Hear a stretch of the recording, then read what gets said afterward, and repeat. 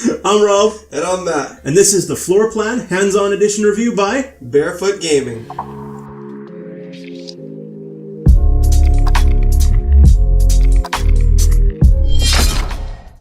So, Matthew, what kind of game is this? So, Rob, it's a puzzle game. You're in an elevator and you solve these puzzles to try to get to the next floor or the floors down, basically solve them as you go. Absolutely. A puzzle game from top to bottom. Yep. Because it's in an elevator. Top to bottom, it's fun. Yeah, you have a bunch of... So give me some examples of what kind of puzzles they need you to solve.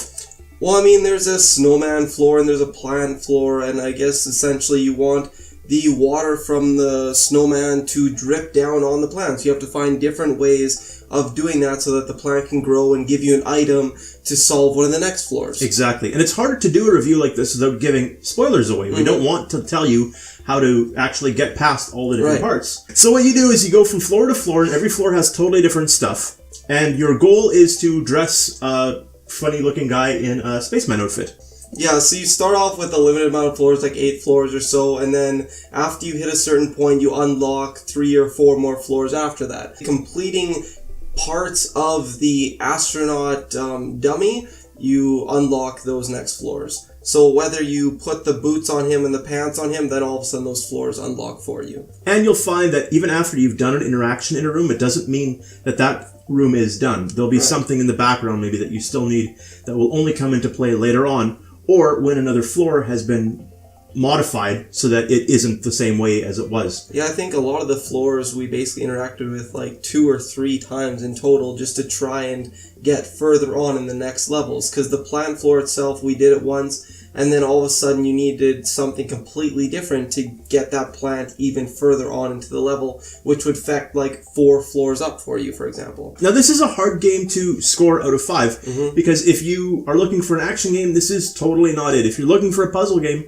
this is quite fun in the puzzle game levels. Yeah, so especially for the price range that's at for $6.49, it's definitely worth the time, I would say, that you would put into it. And the way we did it, for example, is we kept playing back and forth. We play for a little while, swap out, so it can be fun that way as well. However, the game isn't going to be different the second time around. This is a static puzzle game that you play through, but the price reflects that.